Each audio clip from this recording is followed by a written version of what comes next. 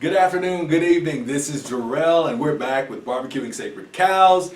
This week's guest is none other than attorney Angeline Sperling. How are you? I am well, doing well. Okay, now we're going to talk about your candidacy. We talked with some other candidates in the past, and now we're here with you. I'd just like you to kind of give the people a little bit of background about you. I know some things about you, but I think that people want to know some things. Where you from? How'd you come up? Where'd you go to school? All that stuff. Give us a little bit. Okay, now I can do that. I am, of course, an Alabamian.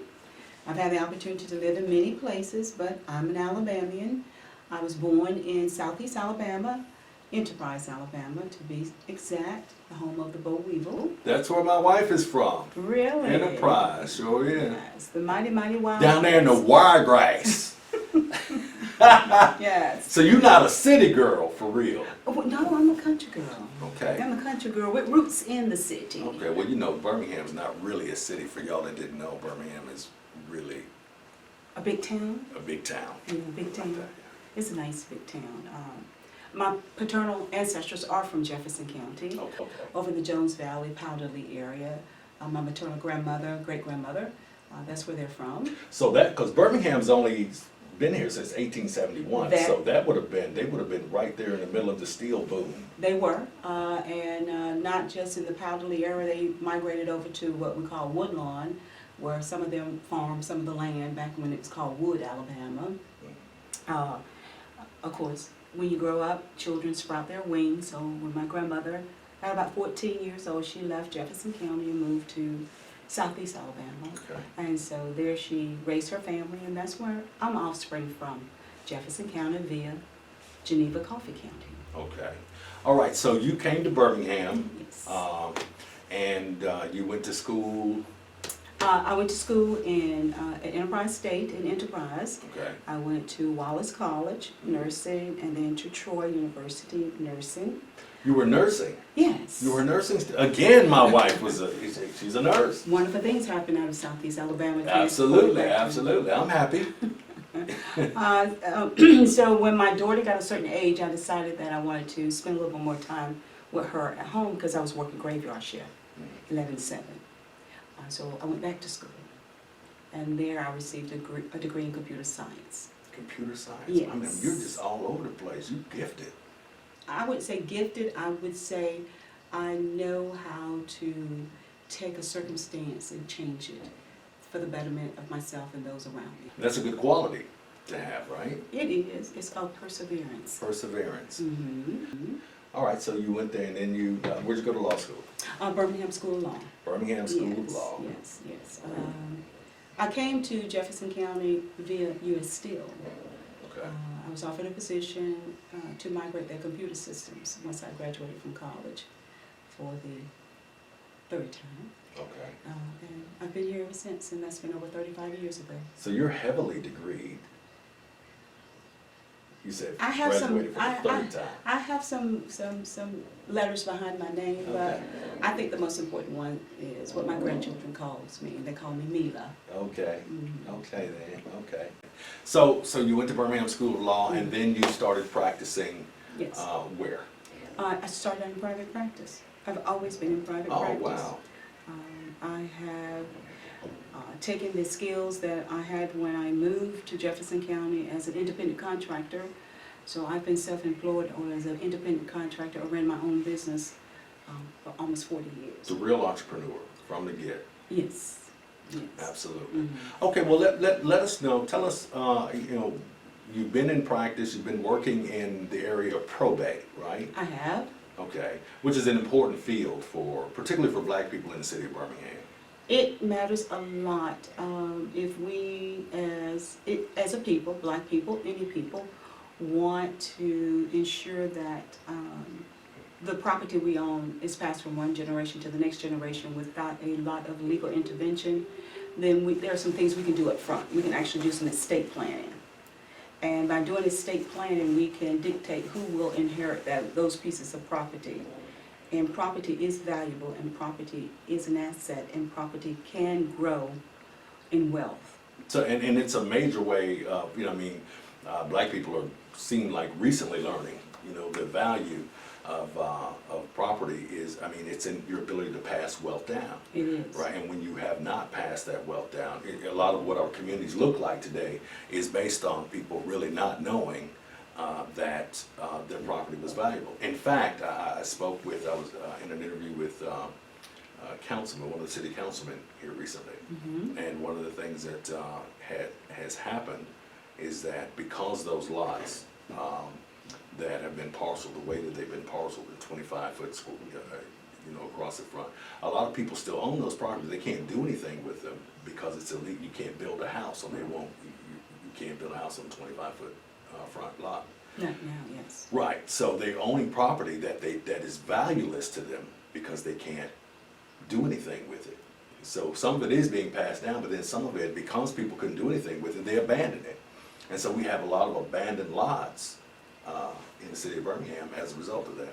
But some of those lots are abandoned because the next generation chooses not to live in that area. Sure. And rather than trying to clear up the title, they just abandon the property and it sits there. Yeah. And you have liens, tax liens. Right, now that's the properties with that are wide enough for a house, right? But I'm talking about properties, that you can't put a house on, right? There are 25-foot lots across the front, and you're not allowed to build that. So the city is in the process now of trying to rezone those things through the land bank, reparcel them out. But many of them have gone over into the land bank because of what you said. The people didn't want it. They left. They didn't want to wait on it. They didn't want to pursue anything. And it's really a civil rights issue. But that's a whole nother thing. We'll talk about that in another. But those properties can be cleared. We quiet title in our office to clear those pieces of property. So you, I, any other citizen can come along and try and purchase those pieces of property. And it'd be great if you could get two of them side by side, Right. and you could develop on that 25-foot lot and create something permanent in that neighborhood. Yeah.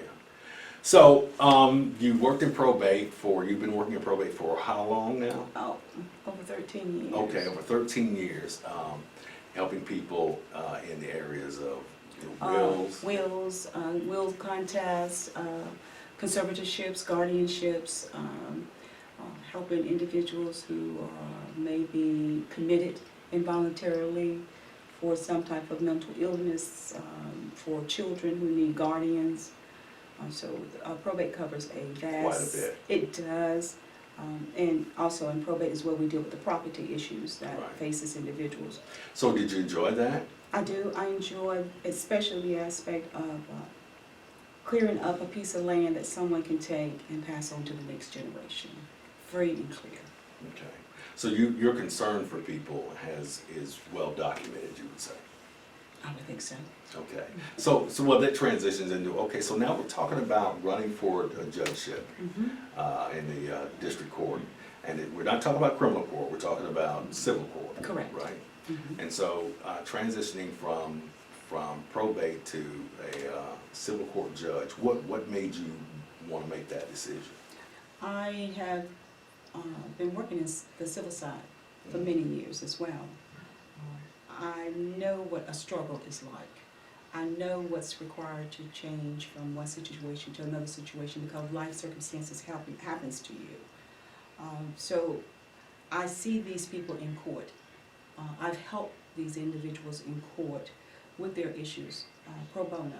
Any of us attorneys can go down and offer our services free, any day of the week. Usually on a Friday. It's a good time for the mediators to go and try to mediate cases. So you've been doing free work in civil court? Yes. At the first of the year, I allocate 100 hours of pro bono. But by March, I've used up those 100 hours that I allocate. But that doesn't stop the service. I still go ahead and offer pro bono services. Now you also do voter restoration rights. You got like a little movement going on. I'll say little movement, a big important movement to restore voting rights for ex-felons, returning citizens. And I think that's very important. The audience may not agree with me, you may not agree with me, but Why would I not agree with you? Well, I'm of the mindset that if the state of Alabama or the federal government require you to serve time, and you have fulfilled all of your requirements, you served your time, you're not on parole, probation, you paid your fines, your restitutions, then why not automatically restore these citizens their voting rights? Yeah, well, I believe that if you live in the United States and somebody is representing you, whether you're a convicted felon or not, if you're represented by someone in government, then you need the right to vote. I think it's unnatural to have that. Of course, I'm a prison abolitionist. I'm a little bit off the beaten path, right? I think that our whole justice system is really jacked up. But the idea of disenfranchising a human being who you're going to speak for in important things, you're going to determine whether or not they, what their minimum wage is. You're going to determine what their welfare is, situated benefits are, what their Social Security benefits are. Why would these people not have the right to vote for the people that represent them? I just don't get that. Anyway. And so, and that's why I do that work.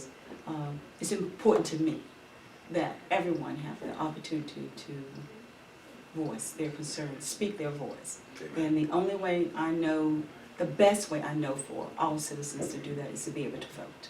All right. And so the civil court, you want to explain, is there anything that you want us to know about civil court? Well, here in Alabama, one of the things significantly that has recently happened is the statutory limit for filing in that particular court, the maximum amount was $10,000. Now it's $20,000. So now those personal injuries or other contractual issues that normally would have gone to circuit court can now be filed in district court. And district court, most of the individuals there are self-represented. They come without a lawyer. And they don't know the rules of civil procedures or the law of how they should present evidence.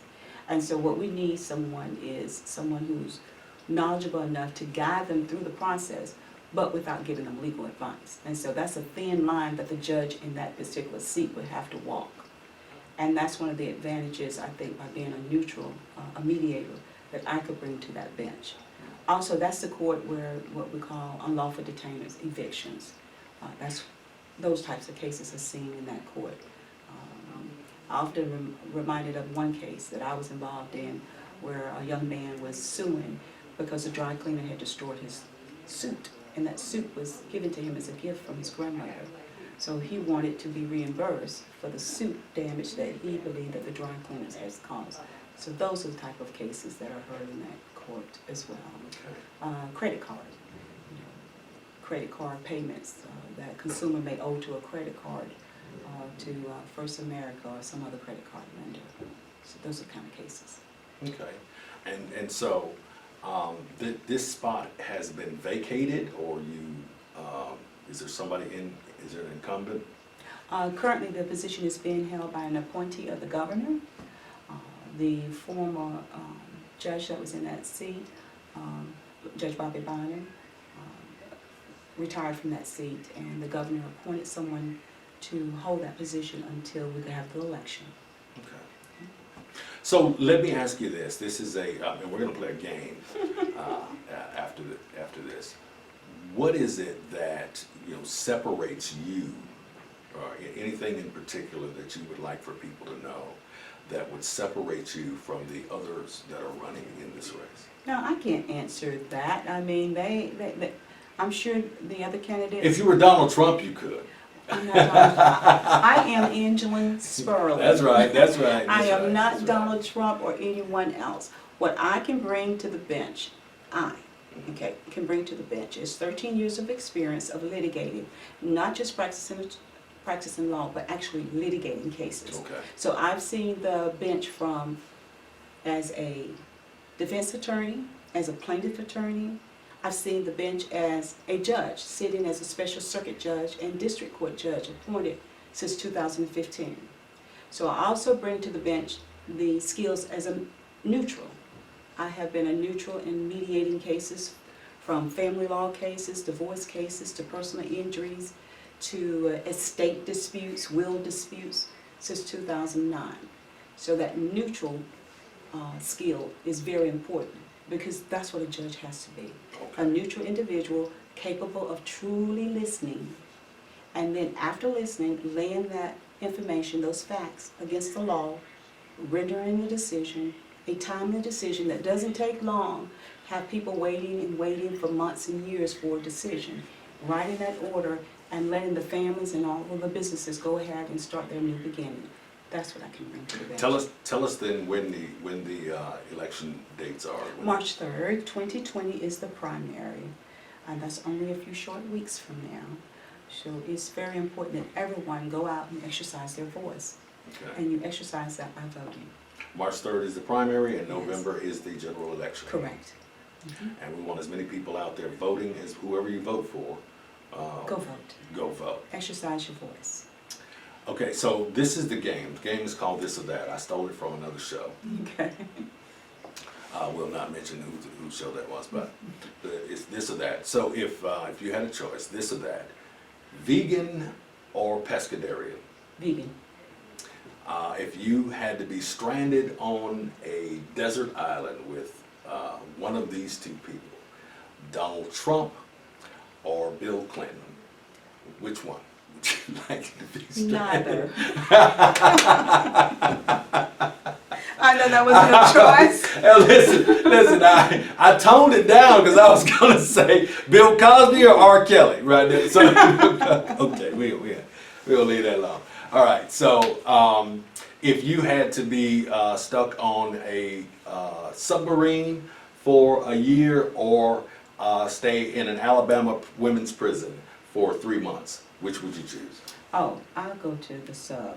Everybody's choosing the sub. What is it about Alabama prisons? I've seen the inside of Tutwiler. Yeah, I know, right?